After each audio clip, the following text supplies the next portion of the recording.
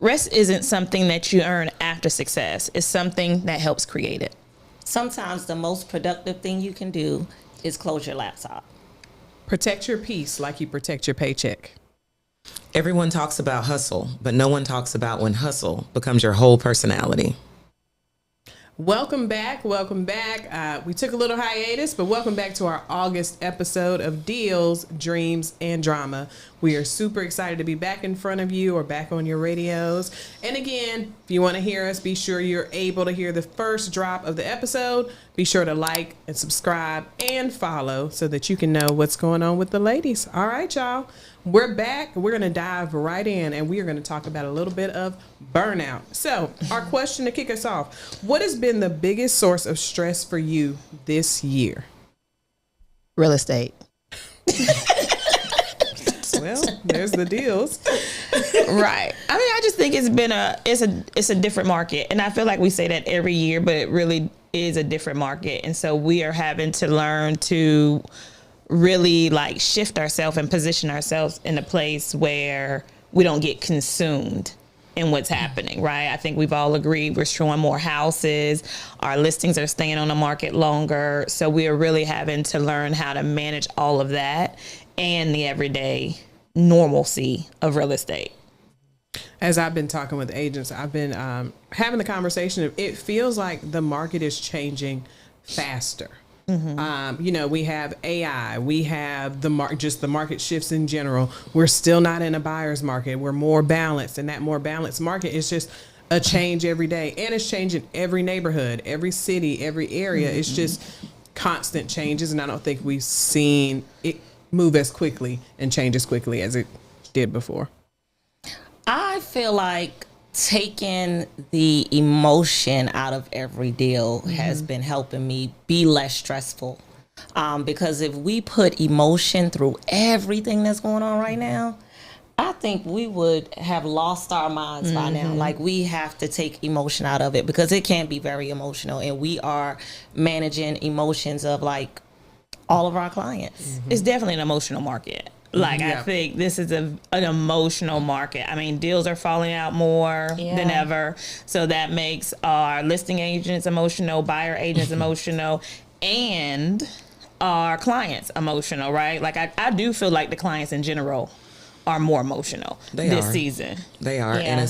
And we're having to talk to them for much longer. Mm-hmm. And I think that in my business, I enjoy moving you from client to forever client, right? Meaning we've closed and now you're part of my client family.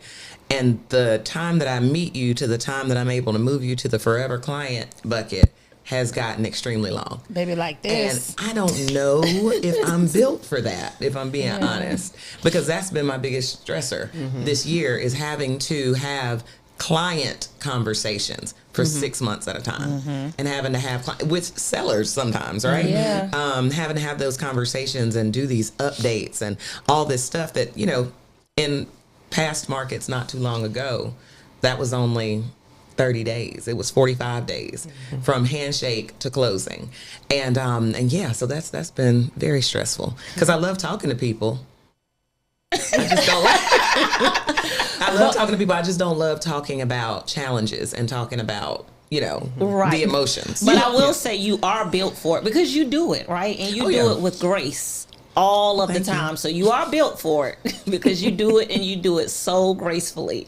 So don't say you're not built for it because you are. Well, I appreciate you saying that. It's stressful though. It is. You might not like it stressful. It is. And we're holding deals together with, gum and toothpicks. So literally, because I think Sharika, you brought it up when we did our 6 month evaluation, and you were like, it's taken me 90 days to get people from the buyer consultation to closing. When, like you said, Miranda, we're used to 30 to 45 days. Right. So that's extra time, which means with the buyers, we're in our cars more, we're talking to them more. We went from seeing 6 to 8 houses to 12 to 15 to 15 to 24, right? And we're not used to that. And so, and we're used to people making a decision on the spot, kind of Johnny on the spot. And now it's like, well, let me think about it for 3, 4, 5. Let me go see one more house. Let me go see one more house. go back to that one we saw last month. Yeah. And it's still on the market. Right. And we can even be under contract. And they be like, well, let me go see this. We under contract, people. And then let's not throw in the little bits and pieces of negotiating. Like everybody can get a deal, but I think it gets a little deeper where it's like $10,000 or $5,000. You know, it just goes a little bit more deep when everybody wants to win. Everybody wants to win. Sellers want to win. And, you know, I think I personally this year have had more fallout than I have had closings. And that hurts because I'm out doing the motions. I'm doing what we're supposed to do. I'm writing the offers. I'm showing the houses. And I think I'm busy and I think I'm doing something. And then the numbers are like, no, ma'am, you are not doing anything, right? You're not doing as much as you think you're doing. Because some things we just can't control, no matter how much we feel like we safeguard this deal, no matter how deep we try to go in the buyer consultations, the seller appointments, educating our clients. And as Miranda said, sometimes we can over-educate our clients, right? So it's been interesting. Yeah. Yeah, it has. I think about when you say like we're in our cars more, then I'm thinking about what comes along with that. So that means you're in traffic more. That means, you know, we're on the phone sometimes while we're in the car, or we're just on that phone. It's up to our ear more. That means we are probably driving and getting food on the go more, like all of those things. So it's the business, and then it's what impact does that have on your life and like your day to day as well. Because now you might have been at home and had, let's say, 3 to 4 hours of some downtime or some just release time, and you don't have that as much because you are with clients more. So that impacts every aspect of our life. And it's more too. money. Yeah. And it's more money because gas is expensive. And look, we haven't even gotten to like the factors outside of real estate that are also stressors. Right. Yeah. Right. And it costs more money, to your point, to service clients. Yeah. And so when and that's the thing that's been the hardest, I think, for me is figuring out what this new budget model looks like, because we're spending more money to service a client, and we're not getting paid for that until 4 or 5 months later. After, so the gas that we, everything, and then even your listing expenses and things like that. I'm used to recouping that money in 40, 45 days. Yeah. So now it's like, it's so many months. So it gets into, okay, well, how many people do I need to be talking to so that this flow stays the same? You know what I mean? Yes. It's like you got to have 10 buyers to get one closing. And then you got to have 10 listings listed to get 1 or 2 closed. Because like I said, I think all of us have had some deals, like you said, that we have been like keeping together. And even at the end, they still fall apart. Right? Yeah. When you do all you can do, they still can fall apart. Yes. I just went back on the market yesterday from a listing that I was like, oh yes, we went under contract, and I thought it was a win, and here we are back on the market doing the same thing we did 16 days ago. So Yeah. And then, I mean, there's stressors for our clients too. yeah. So, I sold my house, and the way I was stressed, like I had never done real estate before a day in my life, Or sold a house before. I'm like, oh, I'm acting 'Cause you're moving I'm acting ahead. just like a seller. I'm my worst client. I'm my worst client, and I really am. I really am. On the buy side, I'm my easiest client, but on the sell side, I'm like, oh, we still on the market after like 2 days. What am I doing wrong? That is so funny. But it was so, because you know what you're doing. And I was like, I'm going to price it. I'm not going to be like, oh, I want this number. Like, I priced very aggressively. We had, the house looked great, kept the grass cut, like we doing all the things, and it was crickets. And I'm just like, okay. So let's go to that. How many showings did you have that got you under, like, how many showings did you have on that house? I think, honestly, like showings, I think maybe 2. And we were on the market for at least a month. And then Keisha did my open house. I think you had maybe 1 come? Maybe 1. Yep. And then we had another open house, and 3 came after I did a price reduction. 3 came, and we went under contract then. So like actual showings, they came with their agent, I think like 2. And then people that came through open houses, maybe 4 or 5. And so I think that's normal right now. Seriously, like talking about your own houses. I listed that flip that I had. I had 1 showing in 8 days, and that's the contract that I got. So the conversation is always, it only takes one, even if it takes, a while, it just takes that one person. And I think that for the sellers, I think that's the hard pill to swallow, right? Because for so many years, 3 years, they were used to having an open house where our agents were saying, hey, we had 6 to 8 people today. Right. They had showings as soon as they hit the market, da-da-da-da-da. So when they're seeing 1 to 2 buyers and then they get an offer, they want to hold out. I mean, because I've had it on both sides, regardless of on the listing side or the seller or the buyer side. People are like, oh no, I want full price. It's only been day 3. Yeah. Right. And it's like, but this is what you got. Right. And usually the first offer is the best offer. And I will tell you, we've had a couple of deals bust out and all of those houses stayed on the market 30, 40 days after and my buyer was the first one. They didn't want to negotiate. So the buyers gave them what they wanted. And then when we busted out, I mean, again, now I got agents calling me saying, hey, can you give me some advice? So no, remember y'all knew everything. So I think that's been a hard pill for sellers to swallow because they've been hearing all this time that we don't have no inventory and you get 52 people in your house and they're not. And so they're thinking, oh, I don't got to negotiate because I can wait. And waiting is not their friend. It's very dangerous right now to wait. It's very dangerous. Yeah. And to have just to have that conversation as agents, we got to be having that conversation and let them know what is the market right now. Yeah. And I think it's also, what are agents advertising? Because what we're talking about is, of course, not what agents are saying. Oh, we went under contract in 2 days. They're not telling you that's the 4th contract. Like, it's just, you got to really dig in and see, okay, what are we putting out there that makes people think this is the reality of the market? But that's that social media. That's that social media, virus that we hate so much. Everybody sells an illusion, but you don't know what's happening behind that illusion, right? I have a buyer who's relocating to Houston and they were just certain that their house would go under contract within that first weekend. And I believe that's what the listing agent was telling them, because once they hit 30 days, one of the sellers was ready to be like, hey, we're done with you because you didn't do what you were supposed to do. And even I told them, like, you got to give it time. Like, in this market, you got to give it time. You got to give it time to work. It's not whatever they promised you in the beginning, they just may have overpromised. But, I think you're right. People have to have the right discussions up front. Yeah, so the way that my discussion has changed with both buyers and sellers is that it's a win-win market. It really is, right? Because if you're a seller, you can win. If you price your house appropriately for this market and, strategize with your realtor to find out what that looks like, you can win. You can be under contract quickly. You could possibly get multiple offers. It's just a matter of figuring out exactly what that pricing strategy is. And then for buyers, you can win. Right? Because no matter how long it's been on the market, no matter what's going on with that house, you can strategize with your realtor and come up with the right offer, that puts you in a position to win and the seller. At the end of the day, and I try to tell people, nobody's stealing houses and nobody's giving houses away. Right? So we still have to get to a point together that makes sense for everybody.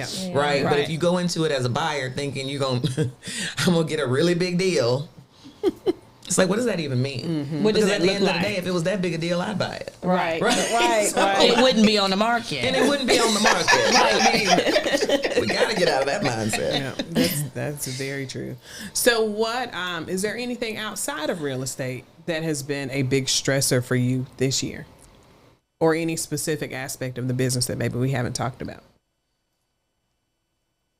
I mean, my big stressor is balance, right? Balance in my personal life and real estate. And I won't say it's a huge stressor, but I've shared with you ladies, my husband took a job where he's traveling. So I'm doing that. I have the boys, which Nazir just decided to be a screamer and he no longer wanted to play football. So here we are with that. And then Tajir is going into his senior year. So I think it's just really finding the right balance of, in this current market, and here's the thing, I think we all make it look so easy sometimes that people don't realize that it really, we really are balancing all these things to be there for family, clients, ourselves, right? Friends, we can't leave ourselves out, friends. So I think that's my biggest thing is like finding that true balance to where I'm not overly overstimulated on a daily Okay, basis. come on, overstimulated. So not balancing all the plates at once. I think about like that image of the plate spinning on the stick and like just trying to keep all of them going. Like don't. I let feel them like they're fall. gonna be in the air at once, no matter what. Yep. It's about just keeping them from falling. Just right? yeah. Counterbalance. It's Yeah. counterbalance. Like sometimes I feel like in July, you were Living La Vida Loco. It was me and Cam's birthday all of July. Okay. Somebody was living La Vida Loco. And Cam reminded everybody the entire Cameron Appreciation Month was, and Sharika Appreciation Month was definitely in July. We are not on the iPhone calendar as the birthday for nothing, okay? Oh my God. As the birthday, July 17th is on the calendar. We're the birthday. Special. Yeah, I think the balance thing though has been like the most hard, and just coming out of the summer. I mean, this is August, and we're coming out of the summer, and all of us except for the empty nester. But all of us will be transitioning into yet another part of the year, right? Because we've lived. We'll be going into our third reality of 2026, right? Right. Because you came back after Christmas, kids went back to school, and that was the whole thing. Then the kids got out, which created a whole different schedule. True. Now they're going back. That's going to create a whole different schedule, right? So it's kind of like all these different realities that we're living throughout the year, and each one of them has a different balance component that's different than the last, right? And it's always different each year too. Because it depends on what else is going on. Absolutely. To interrupt it. I don't know. This year, I feel like it's been quieter on the front for me. Again, some of it could be the empty nesting and just really managing my own time. But that brought something totally different to the table too, right? I had one child that's all the way in St. Louis. I'm living between two states, and I got another child, in Houston. And so it's just, I don't know. I just feel like this year it was really about me just making sure I created boundaries in general and learned how to use the word no. Oh, yeah. It's a complete sentence. It's a complete sentence. And I do feel like there were some things that kept me, like you said, overstimulated or stressed out. And at some point I just said, you know what? We're not doing it no more, right? And so it's kind of like I let it go and, protected my peace and just moved on. I do think, like Miranda said, this time of year, summer, regardless if you got kids at the house or whatever, it creates a different challenge because we all want to be living La Vida Loco, right? I mean, I want to be back at A&T on the Strip around this time where I don't have no responsibilities. And so then August comes around, it's like, oh, we got to be working because the year is almost over. Yes. And, we did our reevaluations in July. And now it's August. Right. And I'm like, we were just really shifting. And wait a minute, did we do anything in July to shift? Right. Or did we just talk about the shift? We right? talked about the shift. And so We prepared for August.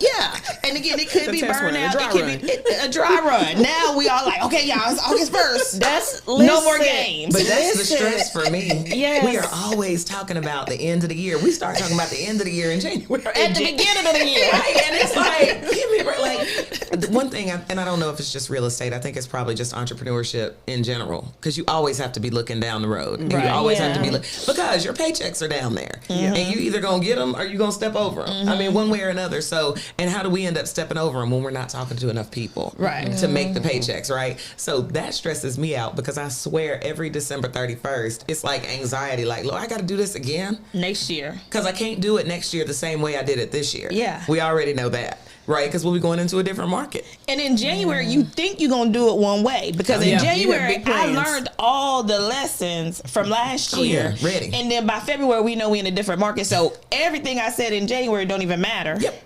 Because Yeah. now we in the market where we on the market for 35, 45, 55, 82 days, right? 45. 47. So, so that It was right there. So that also changes it too, right? Because again, now we thinking, oh, I'm gonna be able to close all these deals. And what we learned in the beginning of June or whenever we were talking about beginning of July, like, oh no, our cutoff this year is September. You know why? Because it's taken us 90 days to get people to the closing. So if they not under contract, if we ain't had a buyer consultation by September, beginning of October, See how my eyebrows started twitching? Yeah. See that anxiety? Yes. As soon as you said September, because I was like, that's next month. Because that's next month. But that's it. It's That's like, it. the reality is we have about 60 days to really impact what's going to happen in 20. Yeah. And I don't know that a lot of agents even think of it that way. Right. Or They're trained to think of it or that way. trained to Or think of it have that that way. discussion. Or having a group that holds them accountable. Come on, accountability group. Because what you going to do for the next 60 days to make this the best year, the best closeout to the year? Yes. See how my eyebrows twitching? That's that anxiety sets in. Yes. But then I also think about going back to when we started this year. And I think most of us had like a better first quarter than we did before. Oh, so then it's like, okay. And second quarter. And second quarter. And then it just, the market did what it's going to do. But what changed from then to now? I think it was the market. I think we were plugging along because if all the deals that we had in the pipeline because I feel like in March, we all were like, oh, we are on track. We a little bit ahead of schedule. Boom. And then second quarter came in, it was like, Hello. 7 deals busted. What? 7? I didn't even realize that, right? So I think that we did start off stronger. I think we did do more, but just think about it. If we wouldn't have started out the way we did, if we would have started out 2026 like we started out 2020, we would have had 0 closings. Yeah. So we did step up and do what we needed to do, even though we didn't know the market was going to shift. And now it's shifted, and we've been watching it and monitoring our numbers, and we're prepared to finish out the year as strong as we can. But I promise you, if I would have went into 2026 like I started 2025, I'd be living with one of y'all right now.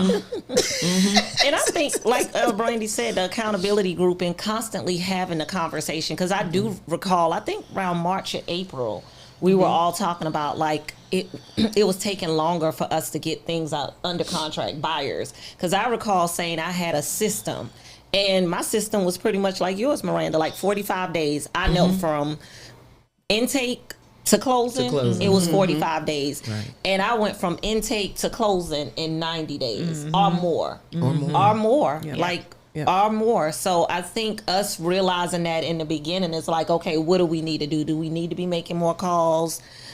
What do we need to do to push forward? And I think we all do that every single day as part of we our definitely have to accountability. have more in our pipeline, and we definitely have to have more in our pipeline that's in action.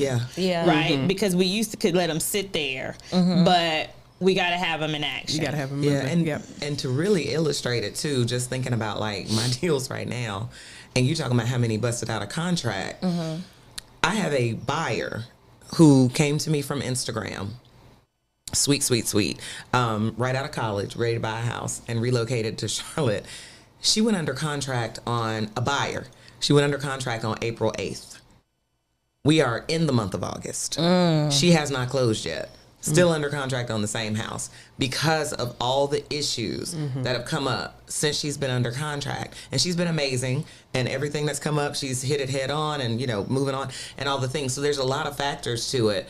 But it's the fact that in 10 years, I've never had a buyer under contract on a resale for, we're coming up on 100. It'll be 100. It'll be 4 months. It'll be 4. And then there's a listing on the other side. I have a listing that expires this month. It's been under contract since the end of February. Yeah. Wow. Oh, But with that buyer, Miranda, you need to talk about it. A lot of that was out of your control. Oh, all of it. A lot of it was out of your control. And she was a really strong buyer. Like, she made her mind up, because I think a lot of buyers would have walked away a long time ago. Yeah, she's a Even at very the strong end, buyer. Yeah, and even at the end, I feel like she put her best foot forward. And everybody doesn't do that, like, right? True. So because you, like I said, a lot of buyers would have walked away by now. And a lot of buyers agents would have let them walk away and walked away from the buyer. And see, the difference though is, because to your point, she was strong. She knew what she wanted, and there has been a lot that has come up, and none of that has been my issue. My job has been holding everybody in this transaction, because if you can imagine the listing agent, and and that's why I say I'm not used to talking to people this long. I'm not used to being a buyer's agent and having to talk to a listing agent for 4 months. Yeah, that's crazy. And what we're talking about is why my buyer can't close. Yes. Right? So those conversations are very to toot my own horn, those are some very skilled conversations that are having to happen. Because you're so it's patient. like, I need you to calm down, and I need you to know that I'm not. Don't bully well. I'm not. You know what I'm saying? I'm not. Yeah, you don't bully well. You don't bully well. You don't bully well. I don't bully well, but at the same time, I know when I'm in the position of, we need something from you at this point, because I need you to stay in the boat with us. Because the seller can definitely walk off and say, never mind, because y'all can't close. They could have been walked. Right. But again, I think it does take a certain skill to work with someone for that long and keep them and their seller under control to the point that my buyer can get this done. You know what I'm saying? And hopefully in 2 weeks she'll get it done. Because also when I hear that, I'm thinking that the listing agent has some skill too. Absolutely. Because definitely their seller could have been like, hey, we can go back on the market. And I'm sure their seller probably did say, we can go back on the market and just sell it to somebody else. And their agent's like, no, the market is not what you think it is. Right. We're better off. They have not said that they cannot do it. It's just taking longer. That's a tough conversation to have, to keep the seller in there as well. But bubblegum and toothpicks. Listen, this one is definitely puppy dog tails and unicorn horns, because eyelash I have nothing left to give this transaction. So Oh my gosh. And then I do see that, like, that definitely that could lead to burnout. Like, you think about, you're doing that through 20, 25, 30 transactions this whole year. Like, that could definitely lead to burnout. Like, what are we going to do for 2027, y'all? I mean, I think it's got to be better. It's got to be. It's got to be better. But again, I think this market, all said it. I think everybody wants what they want. And the sellers think it's 2021 and the buyers think it's 2008. And, we just got to speak reality into them, because like you said, everybody wants the deal. I mean, shoot, we were just a couple podcasts away from when we talked about people wanting to walk away for $5,000. They got multiple offers, and you still want to go $5,000 under, thinking they're gonna come back and talk to you, right? And so now we're escalated to all kind of stuff. So, but that was a word when you said speak reality into these people. I'm gonna put that. I think that needs to be in my office somewhere. I need to look at that every day. Speak reality into these people and into these situations. A gem has been dropped. Okay. Okay. Nuggets. There it is. I would say for me, I guess maybe I don't do stress well, so I don't do stress. Like, I don't. Brady, you don't do stress at all. I don't know how you do it. Because I don't care about a lot of stuff. I ain't even gonna lie. Like, I don't care. Look, I'm sitting to a here super looking high like level. Brandy. You care. care. You care. You don't care to a high. I think Brandy cares, care to a but high Brandy level. is very like on it with her boundaries, right? We know that. Like, and you don't believe in talking to people a lot. So, and they know that. I do I talk to my clients, right? I talk to my people, but it doesn't have to be a lot. I'm very to the point. Like, to the point. We don't need all the in between. These three social butterflies right here, especially these two on the end. I'm telling you. I'm telling you. All three of y'all. All three of us is social butterflies. She said, but especially these two. These two over here, because we be a la la land. Y'all be about business, and we be doing what Keisha Miranda do. That's it. I was about to say. Love to talk about a misunderstanding. Let's talk. I like nothing better than to bring understanding. Because they are understanding. checking out boxes and stuff, and Miranda is talking about the box. Girl, really? It's facts. But I do think, That Brandy, is for funny. you are it's black and white. It is. Yeah. And that, I think, is so useful in real estate, because Is your phone ringing? I hope you can't hear Hello? us. I'm so sorry. It's money on the line. It's money on the line, right?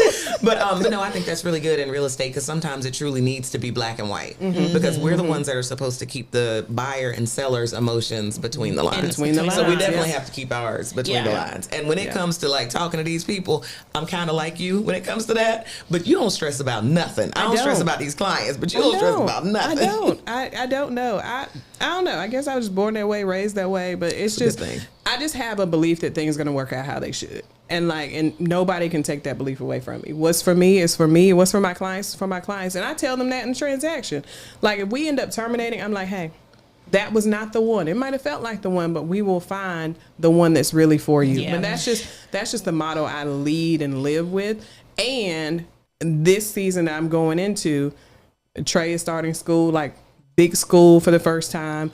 I've transitioned into a new role where I'm in the office every day. Yes. Every day. And I still have my Talking real to estate people. business, talking to people It's a people. every day. Every day. Cold This is gonna calling, be a okay? very interesting 3 months. We just gonna watch this evolve because, honey, every day she got to be in that office, and every day she got to talk to people. Every day. But it's been good so far. Yeah. And I'm just like, okay, what is this new season going to bring? Because it's still not going to stress me out. Right. But it is going to be different. And I think I also just I like for stuff to be different. Like, I don't like to do the same thing for too long. So, we'll see what that looks like. But I'm definitely like not, when y'all talk about, the kids out of school, like, I'm like, Trey at daycare. So now I'm be like, Trey out of school too. Nah, What we out of about to school do? too. And I'm gonna be sleeping then- camps. and I'm gonna be sleeping it outside while y'all figure it out schedule. And once Trey get into sports and all, I do want to see how this is all going to evolve, because like right now Trey is smaller. He's he's a little more controlled, right? Allegedly. Allegedly. Yes, but I have the 18-year-old driving. I think Trey is a well-behaved child. Yeah. I think that he acts very much like you, but I think that is what you need. God always gives you what you need, That's right? true. Because Mikey That's was true. my very well-behaved. I could do anything in the world with him. Kennedy, not so much. Kitty home from college, and she kind of turned the first couple weeks upside down. We had to have a come to Jesus meeting. Like, you can't keep leaving my living room looking like this.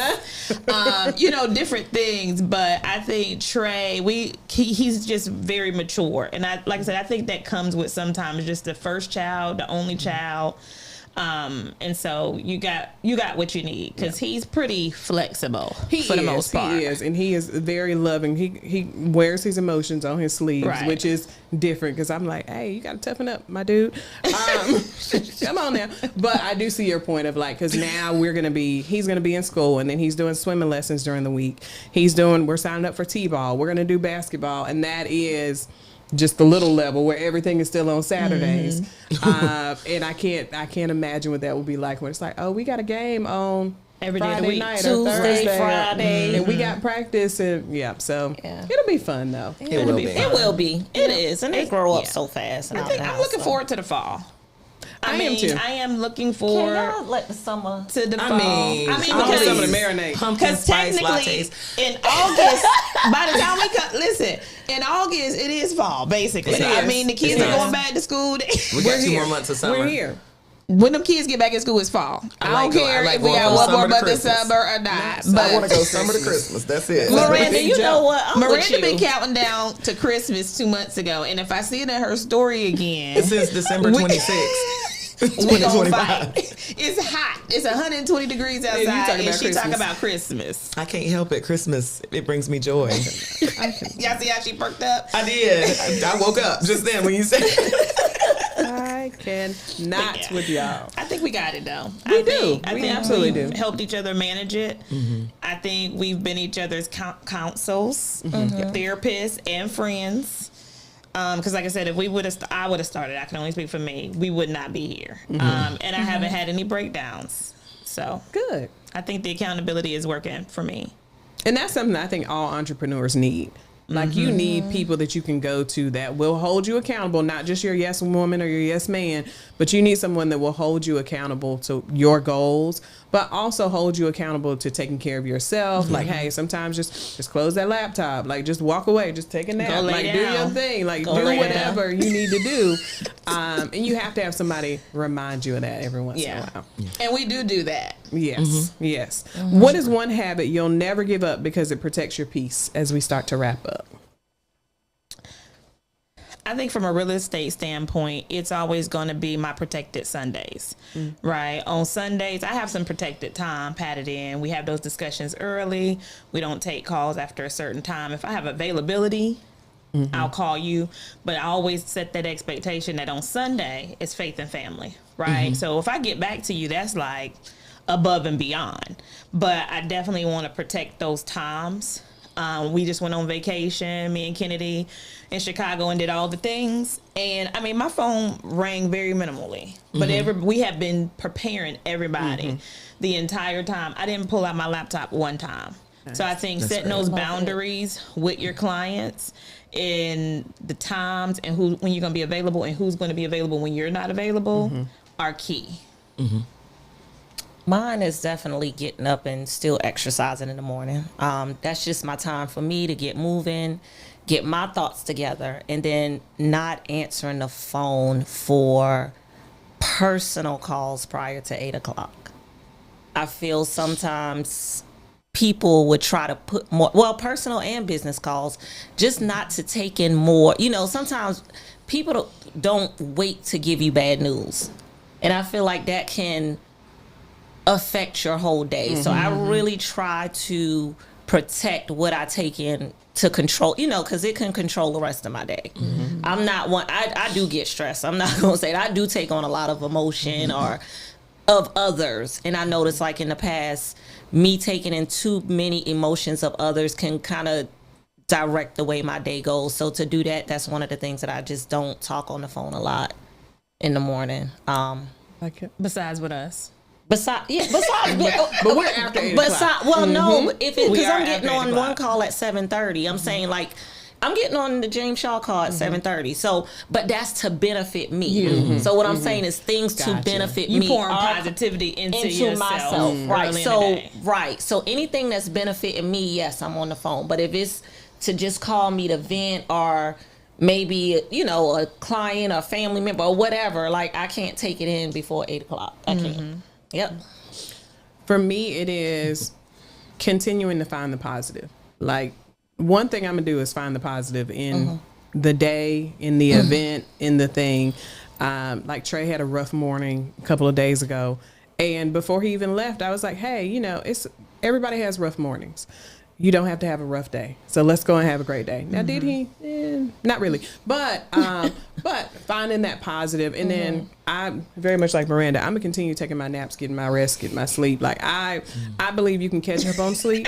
And I find my time to catch up on my sleep. And I think that it does a lot for me, just to have a day, just to bed rot and just, we just going to be here. And that's what you need sometimes. I love it. Yep, that's later today. I don't apologize for the times that I'm able to get rest. That's right. And when I can turn my brain off and get rest. And that's why I'd be like, please don't ask me no questions. Like, don't ask me anything. I'm not making any decisions. I'm resting. Right. So I think that's important. And then I also think it's important to time that, like you say, you went to Chicago. Every once in a while, it's good to get you a little piece of trip in there. It don't always have to be it don't always have to be a big deal. Maybe a month ago, 2 months ago, a friend of mine was in Orlando for something, and she was like, you want to come down here? Yeah, I do. And even it was just Saturday to Monday, but it was an opportunity to just, I know in speaking, they call, when you change the subject abruptly, it's a pattern interrupt.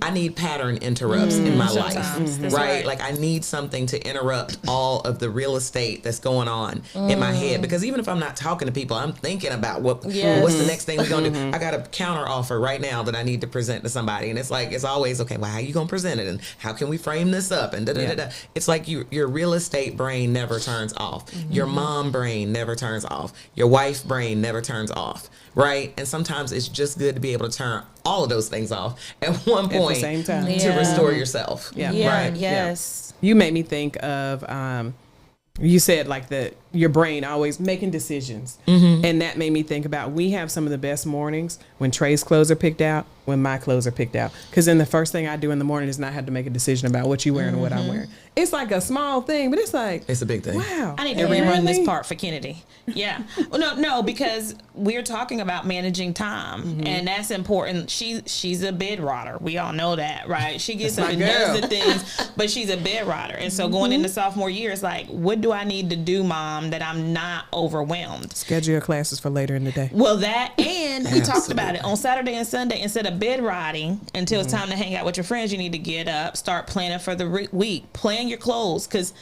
honey, that girl in getting dressed in the morning, and she's always been that way. And I don't know about Trey, but she's always been that difficult child to get dressed in the morning. Pick out the outfits for the week.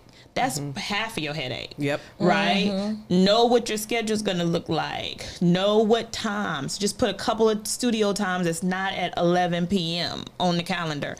And I mean, that works for us too. We talked about it. The other day, Brandy, you said, hey, it's better when I know my call list at night. We wake up in the morning and know who we calling. That's half the battle. Basically scrolling through the phone, scrolling through the database, trying to pluck it out. Now I got to get these. And then I got to think calls. about it. Maybe I should research. Maybe I shouldn't been bothering them. Let me research this. So I think pre-planning is always great. Basically, it's what you're saying. Yep. Awesome. All right. Well, we're happy to be back. Again, happy August, kicking it off strong. We look forward to seeing y'all again. Don't forget to like, subscribe, and follow Deals, Dreams, and Drama. And we will see y'all next time. Bye. Bye.